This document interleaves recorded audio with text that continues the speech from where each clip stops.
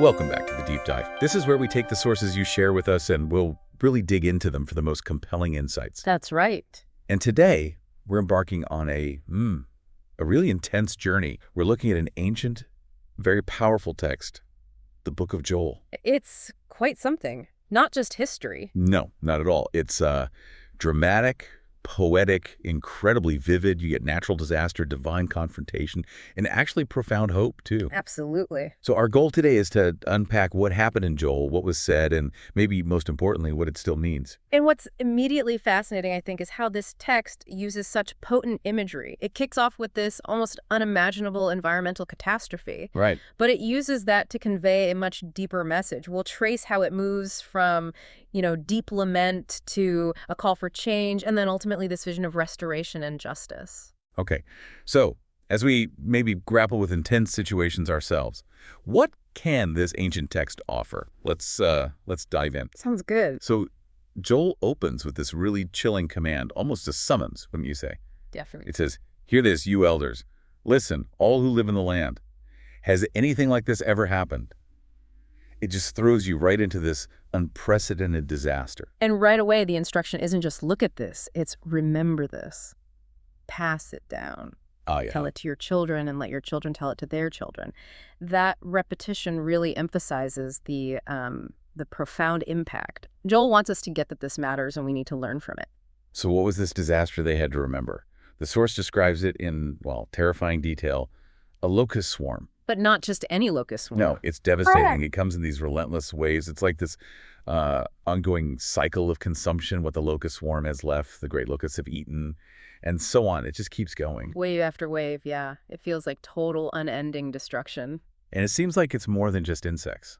Exactly. If you connect it to the bigger picture, the text explicitly shifts. It calls the locusts, "A nation has invaded my land, powerful and without number." Wow. It has the teeth of a lion.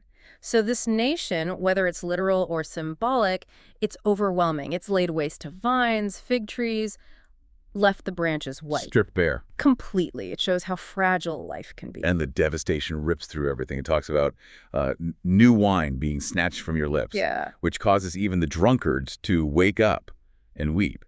That really highlights a complete economic and social collapse. Hits daily life hard. And the ripple effect is just immense. You see the grain offerings and drink offerings are cut off from the house of the Lord. So religious life disrupted, too. Totally. Priests mourning, fields ruined, ground dried up, grain destroyed, oil fails. It's not just agriculture. It's a breakdown of religious practice, the very fabric of their society. The text then calls for this widespread mourning. It's almost universal. Despair, you farmers. Wail, you vine growers. Yeah. Grieving for wheat, for barley. Yeah, everyone's affected. Even the trees are listed: vine, fig, pomegranate, palm, apple, all dried up.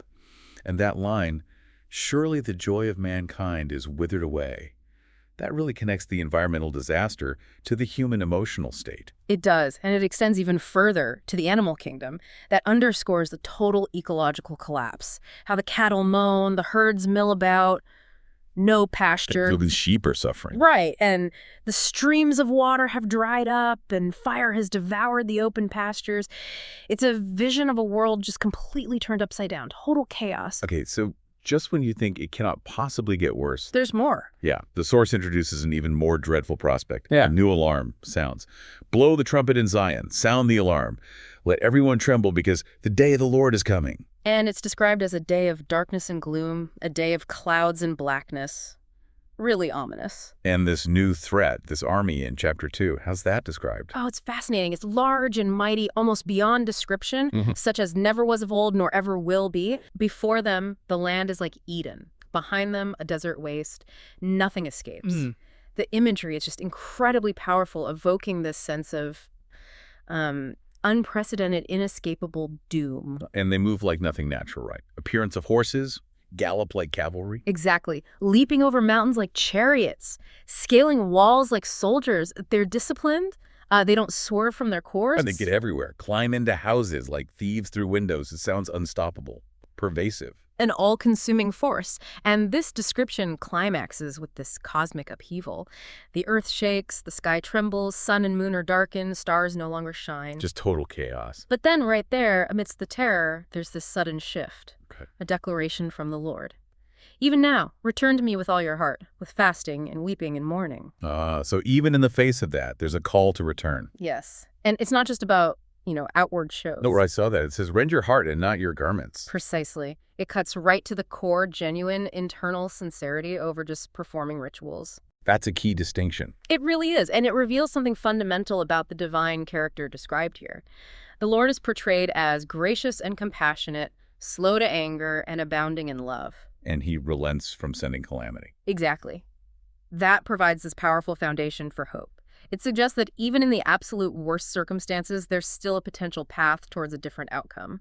So the instruction that follows is for this total communal response, isn't it? Yes, completely. Declare a holy fast, call a sacred assembly, gather everyone. Elders, children, even nursing infants. Let the bridegroom leave his room and the bride her chamber. No exceptions. Even the priests are told specifically to weep between the temple porch and the altar. It's a call for society-wide, deeply personal humility and turning back. So after this incredible collective act of repentance, what happens then? Well, the shift is dramatic. The text says the Lord becomes jealous for his land and will take pity on his people. And the promise of restoration is immediate and quite specific.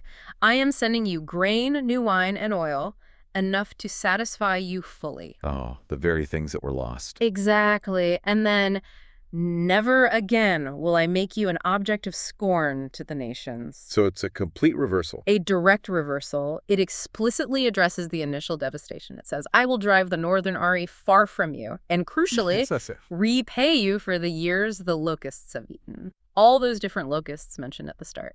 My great army that I sent among you. Repay the years. That's powerful. It's not just recovery. It's like making amends for the lost time. It implies a restoration that goes beyond just replacing what was lost. And the imagery continues that theme, painting this picture of a transformed land. Right. The open pastures are becoming green. The trees are bearing their fruit. Fig tree, vine, yielding riches again. Threshing floors overflowing, vats overflowing. It's a complete turnaround from that utter despair we saw earlier to just, overflowing abundance. And then comes something really pivotal, isn't it, after the physical restoration? Yes, this is huge. And afterward, I will pour out my spirit on all people. All people. All people. Your sons and daughters will prophesy. Your old men will dream dreams. Your young men will see visions. This isn't just about crops and safety anymore. It's a spiritual outpouring. It's a paradigm shift, really. This promise extends to my servants, both men and women. That idea of the Spirit on everyone was, revolutionary. It suggests a kind of democratization of spiritual access. Beyond just prophets or priests. Exactly, fundamentally reshaping the understanding of God's presence and how he communicates. And the source also mentions wonders alongside this, in the heavens and earth. It does. Signs accompanying the shift. Blood and fire and billows of smoke. The sun turning dark, the moon to blood. Imagery associated with the coming of the great and dreadful day of the Lord. Sounds terrifying again. It's intense imagery for sure, but right alongside it comes this profound message of salvation. Everyone who calls on the name of the Lord will be saved. Okay, so amidst the judgment, there's rescue. Rescue and refuge, yeah. Which leads into the final section of the book. Right, where the focus shifts to ultimate justice. Exactly. In those days and at that time, when I restore the fortunes of Judah and Jerusalem, the Lord declares, I will gather all nations and bring them down to the valley of Jehoshaphat. There I will enter into judgment against them. And this raises the immediate question, why? Why are these nations being judged? The text gives reasons, doesn't it? It's quite specific. It's concerning my inheritance, my people Israel, because, it says, they scattered my people among the nations and divided up my land. Scattering and dividing the land. Okay. And there are specific accusations, too, casting lots for people, trading boys for prostitutes, selling girls for wine.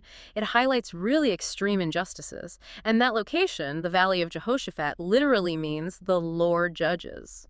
So the name itself reinforces the theme. Absolutely. It underscores this idea of divine accountability. And the text even calls out specific regions like Tyre and Sidon, Philistia. Yes, they're addressed directly, told, "I will swiftly and speedily return on your own heads what you have done." And what did they do, besides scattering people? It mentions they took my silver and my gold and carried off my finest treasures to your temples. So looting and sacrilege as well. Then there's this provocative call. Yeah, it's almost just a taunt. Proclaim this among the nations. Prepare for war. Rouse the warriors. Beat your plowshares into swords and your pruning hooks into spears. The opposite of peace imagery. Exactly. Let the weakling say, I am strong. It's this dramatic invitation for all the nations to gather for this final, decisive confrontation, a moment of reckoning. And the judgment itself uses those stark agricultural metaphors again. Very vivid. Swing the sickle, for the harvest is ripe. Come, trample the grapes, for the winepress is full. Why? Because so great is their wickedness. The scene is explicitly set in the Valley of Decision. A clear point of choosing or being judged. Precisely. And those cosmic signs reappear, sun and moon darkened, stars not shining, emphasizing the sheer scale of this final intervention. But again, there's refuge. Yes, crucially, amidst all this, the Lord will be a refuge for his people, a stronghold for the people of Israel, protection for those aligned with him.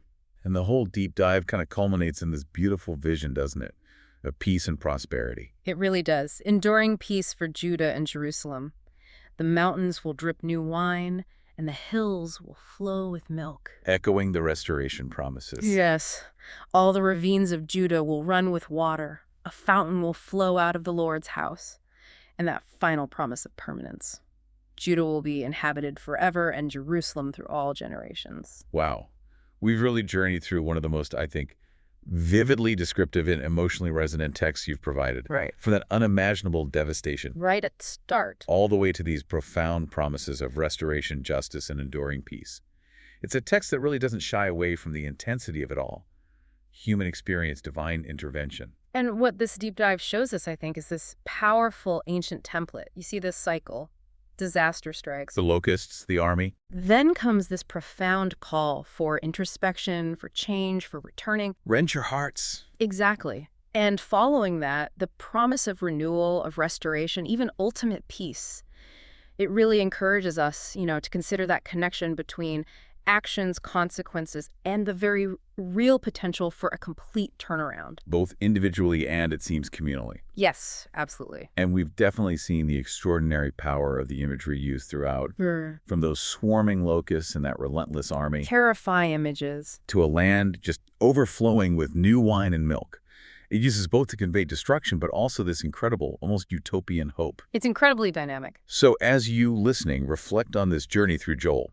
What stands out most? Yeah, that's the question to ponder. How might this intense, sometimes almost apocalyptic imagery of the day of the Lord, alongside that radical promise of restoration and the Spirit, how might that resonate with, or maybe even challenge, our own contemporary understanding of crisis, of justice, and ultimately of enduring hope?